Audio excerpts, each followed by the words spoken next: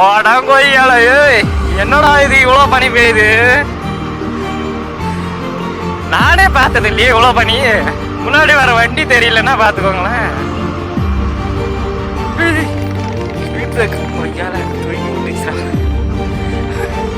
Speed break இந்தாதான் இருக்கு, அது நம்மளுக்கு தெரியல. வேற வேற மாதிரி.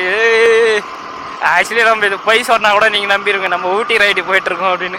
ஊட்டி கொடைக்கானல் அந்த மாதிரி. ஆனா ஆக்சுவலி சென்னையில தான் இருக்கும். நம்ம கிளைமேட்டு சரியா தான் இருக்கு.